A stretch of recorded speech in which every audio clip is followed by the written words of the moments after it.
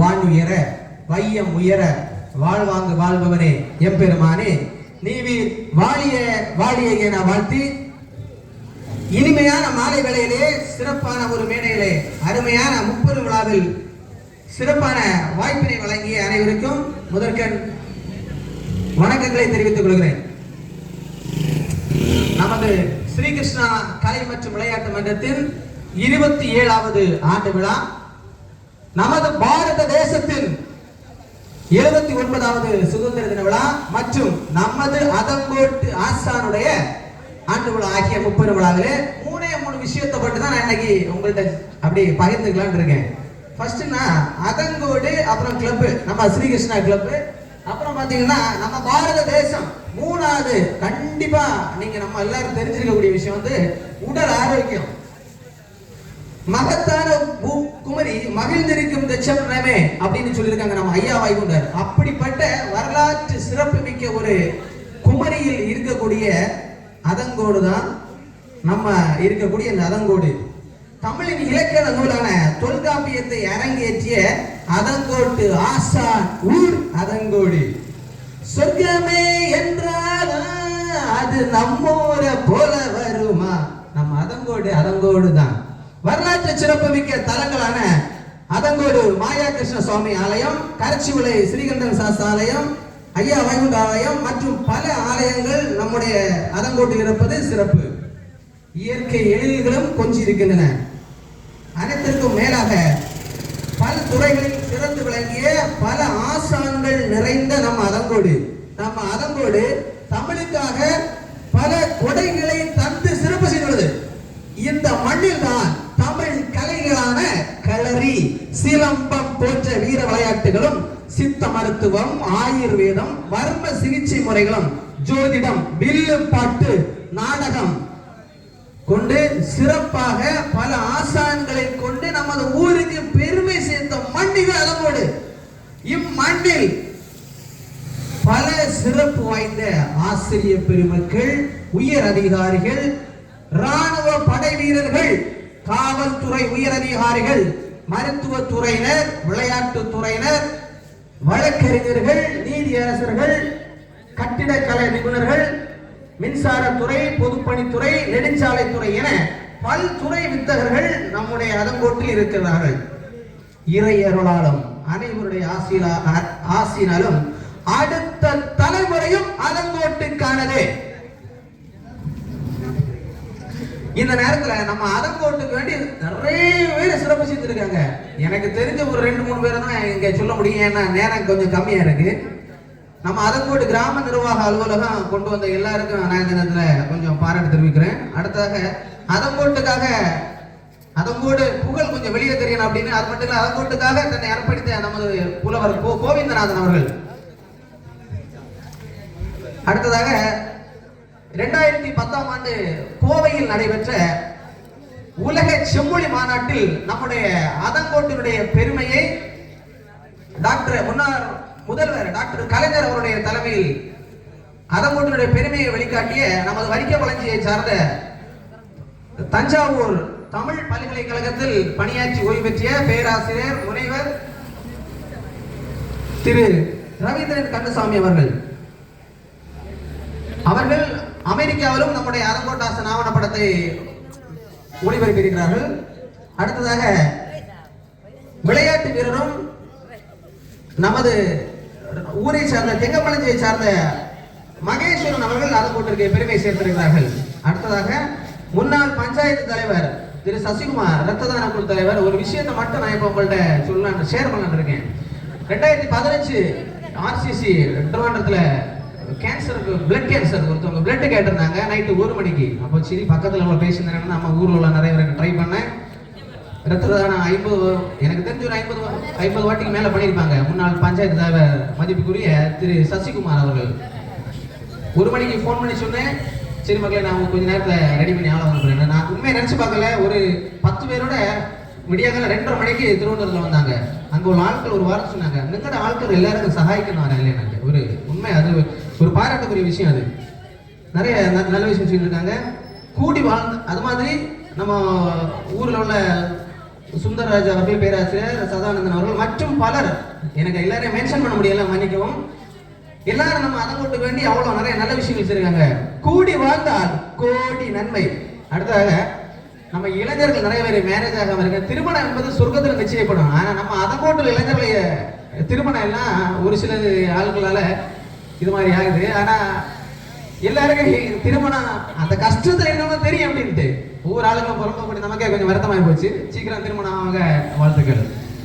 அதங்கோட்டுங்கிறது என்ன தேவை அப்படின்னா, ஒரு விளையாட்டு மைதானம். அதாவது நம்ம அதங்கோட்டில் இருக்கக்கூடிய ஆட்கள் உயர் அதிகாரிகளை வரும்போது, உயர் ஆட்சிகளை வரும்போது கண்டிப்பாக அதங்கோட்டுக்கு ஒரு விளையாட்டு மைதானம் கண்டிப்பா தேவை. அப்புறம் 24 மணி நேரம் பிரசவம் பார்க்கக்கூடிய அரசு மருத்துவமனை நிச்சயம் தேவை.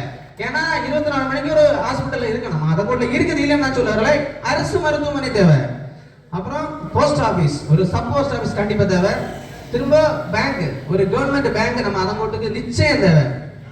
அடுத்ததாக நம்ம ஸ்ரீகிருஷ்ணா கலை மன்றத்தை பற்றி ஒரு சின்ன நமக்கு தெரிஞ்சது.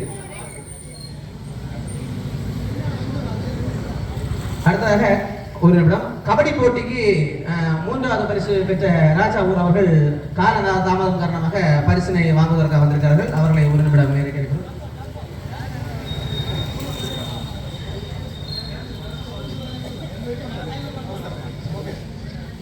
அடுத்ததாக நம்ம அதங்கோடு ஸ்ரீகிருஷ்ணா கலை மன்றத்தை பத்தி ஒரு சின்ன விஷயம் சேர்மலான் இருக்கேன். இந்த மன்றம் முதல்ல ஆரம்பிக்கக்கூடிய டைம்ல எல்லாரும் என்ன சொன்னாங்க, எப்படிதான் நடத்துவாங்க எப்படின்னு. ஆனா ஒன்றுபட்டால் உண்டு வாழ்வு என்பதை போல நாம் அனைவரும் முழு ஒற்றுமையுடன் ஏசுவோர் ஏசட்டும், பேசுவோர் பேசட்டும், என் கடன் பணி செய்து நடப்பது என்ற ஒற்றை குறிக்கோளுடன் ஒற்றுமையுடனும் முழு ஆத்ம பலத்துடனும் நம் நினைவில் வாழும் சுரேஷ்குமார் மற்றும் இறை அருளுடனும் மற்றும் பல்வேறு ஆத்மாக்களுடைய ஆத்ம பலத்துடனும் சிறப்பாக அனைவருடைய ஆதரவுடன் நடைபெற்றுக் கொண்டிருக்கிறது. கடந்த 26 ஆண்டுகள் எத்தனை போராட்டங்கள், எவ்வளவு பிரச்சனைகள், எவ்வளவு கஷ்டங்கள், எத்தனை இடர்பாடுகள், எத்தனை இழப்புகள் இருந்தாலும்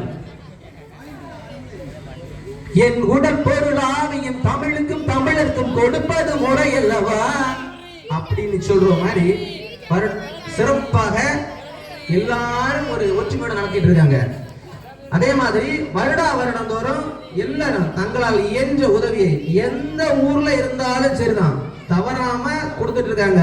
அன்பளிப்பு செய்த அனைவருக்கும் ஆக்கமும் ஊக்கமும் கொடுத்துட்டு இருக்கக்கூடிய எல்லாரையும் நான் பாராட்டுறேன்.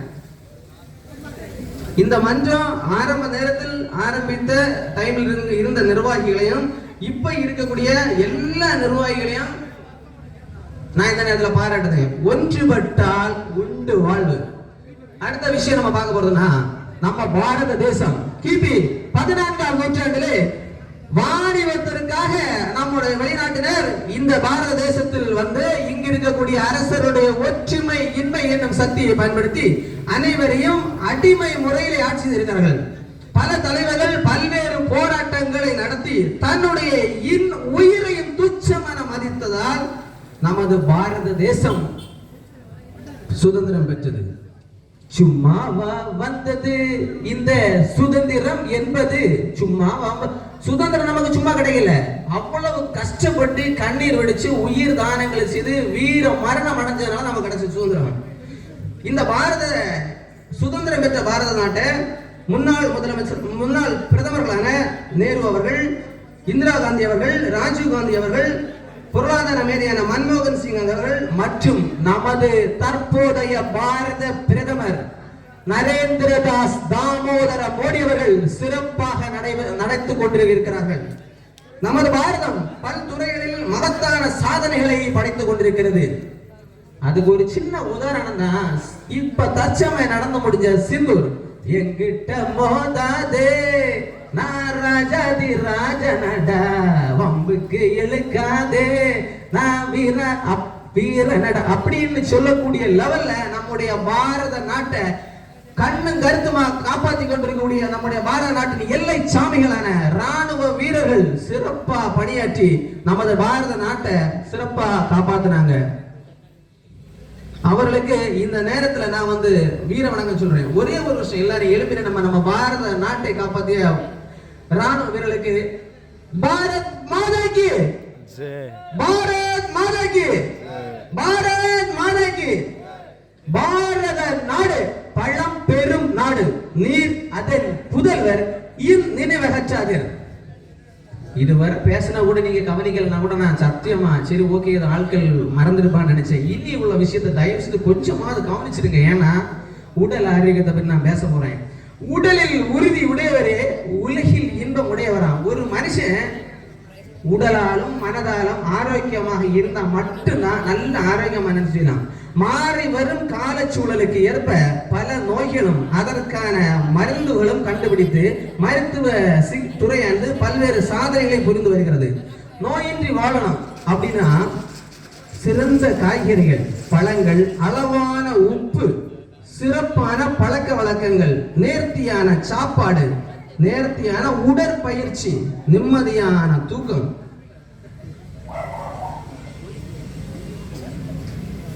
ஆனா இப்ப நம்ம ஆட்கள் எப்படி தெரியுமா, இந்த வயசு போனா வேற வயசு இல்லை அப்படின்னு சொல்லிட்டு கண்ணுல கண்டது காதுல கேட்டது கண்ட நேரத்துல கண்டது போல அடிச்சு ஏற்றி இப்ப சுகரும் பிரஷரும் அவசியம் இல்லாத நோயில நிறைய பேருக்கு வந்துட்டு இருக்குது. அப்படிங்கிறது இயற்கையா அவ்வளவுதான்.